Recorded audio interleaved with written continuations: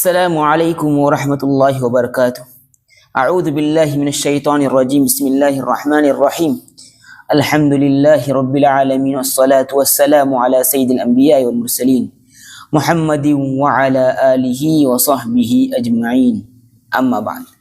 معزز سامعین، آپ سب کا استقبال ہے۔ جیسے کہ ہم سب جانتے ہیں کہ کل رات بھٹکل میں جو کار حادثہ پیش آیا، اس واقعے نے ہم سبوں کے دلوں کو ایک دکھ پہنچایا ہے، ایک تکلیف پہنچائی ہے۔ پچھلے کچھ سالوں میں، پچھلے کچھ عرصے میں کئی حادثات پیش آئے، کئی سڑک حادثات پیش آئے، نوجوانوں کی کئی اچانک اموات پیش آئی۔ کیا یہ اموات ہمیں کچھ پیغام نہیں دیتی؟ کیا اس اموات کو سن کر تھوڑی دیر کے لیے ہم غمزدہ ہو جاتے ہیں، پھر ہماری زندگی کی روٹین ویسے کی ویسے رہ جاتی ہے؟ ہم اپنی زندگیوں کو بدلنے کا آخر فیصلہ کیوں نہیں کرتے؟ کل رات جو واقعہ پیش آیا، یہ صرف ایک خبر نہیں ہے، بلکہ ہم جیسے غافل لوگوں کے لیے اس میں ایک زوردار پیغام ہے۔ ہمارے لیے اللہ کی طرف سے ایک الارم ہے، ایک تنبیہ ہے۔ یہ اچانک اموات ہم کو یہ سوال بھی کرتے ہیں، کیا ہم اسی غفلت میں رہیں گے جس غفلت سے ہم جی رہے ہیں؟ کیا ہم اسی روٹین میں رہیں گے جس روٹین کے ساتھ ہم جی رہے ہیں؟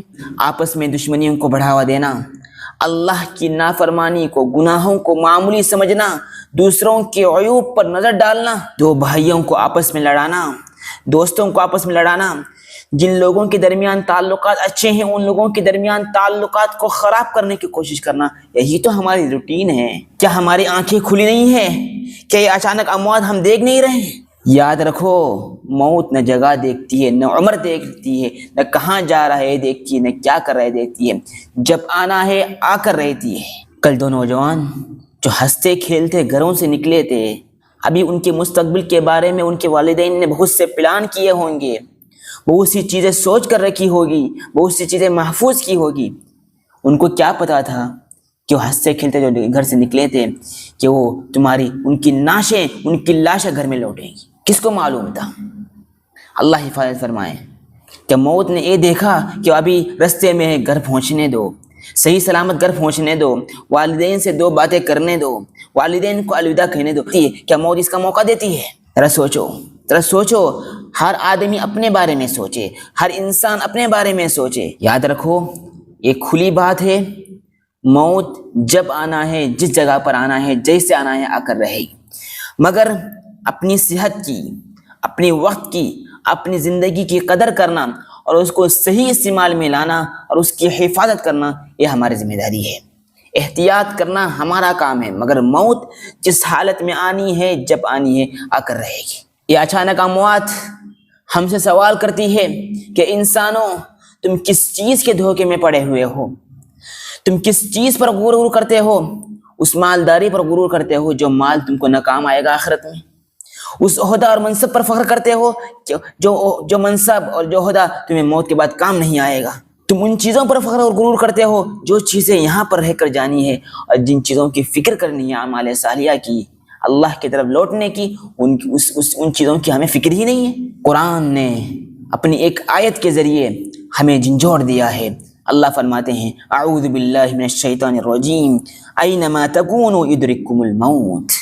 تم جہاں کہیں بھی ہو، موت تمہیں آ کر پکڑے گی، چاہے تم کسی پہاڑ کی چوٹی میں پناہ لو یا زمین کے کسی تہخانے میں پناہ لو، جہاں چاہو وہاں پناہ لو، مگر موت سے تم بھاگ نہیں سکتے۔ یاد رکھو میرے نوجوانوں، میرے ناظرین، کہ دنیا میں اللہ کے منکرین پیدا ہوئے، اللہ کے آخرت کے انکار کرنے والے بھی پیدا ہوئے، دوسری چیزوں کے انکار کرنے والے پیدا ہوئے، مگر آج تک کوئی مائے کا لال موت کا انکار نہیں کر سکا۔ اور اللہ کے نبی صلی اللہ علیہ وسلم فرماتے ہیں، الکیس من دان نفسہ وعمل لما بعد الموت۔ عقل مند انسان وہ ہے جو اپنے نفس کو قابو رکھے اور موت کے بعد کی زندگی کے عمل کرے، جو اصل زندگی ہے، دنیا عارضی ہے۔ لہٰذا یاد رکھو، زندگی بہت مختصر ہے۔ یہ فخر، یہ غرور انسان کو اندھا کر دیتی ہے، اور یہ نفرتیں جو آپ کرتے ہو آپس میں، یہ آپ کو قبر میں کام نہیں آئے گی، روز محشر اس کا حساب دینا ہوگا۔ آئیے آج عہد کریں، اللہ کے سامنے گڑگڑائیں کہ ہم غفلتوں سے دور جائیں گے، غفلتوں کو چھوڑ دیں گے اور ایک نئی زندگی کی شروعات کریں گے، اللہ کی طرف رجوع ہو جائیں گے۔ کیونکہ اگلی اچانک موت کسی اور کی نہیں ہماری بھی ہو سکتی ہے، کسی کی بھی ہو سکتی ہے۔ لہٰذا ہوش میں آؤ، خواب غفلت سے جاگ جاؤ، ذرا اپنی گاڑیوں پر کنٹرول رکھو، ٹریفک قوانین کی پابندی کرو، ذرا 2-3 منٹ دیر سے پہنچنے سے کچھ نہیں ہوگا، کچھ کام نہیں بگڑے گا، مگر آپ جلد بازی میں جائیں گے اور کچھ کا کچھ ہو جائے گا، پھر کون پریشان ہوگا آپ کے بعد؟ گھر والے پریشان، والدین پریشان، پورا شہر غمناک، پورا شہر پریشان، دوست احباب پڑوسی پریشان۔ کیوں ایسا کرتے ہو؟ لہٰذا نوجوانی کے جوش میں اپنی گاڑیوں کو تیز رفتاری میں مت بھگاؤ، ذرا کنٹرول رکھو۔ یہ چند باتیں تھی، میں نے ضروری سمجھی کہ آپ کے درمیان اس کو بتا دوں۔ اللہ تعالیٰ مجھے بھی عمل کی توفیق عطا فرمائے اور آپ تمام حضرات کو بھی توفیق عطا فرمائے، اور جو مرحومین ہیں اللہ تعالیٰ ان تماموں کی مغفرت فرمائے۔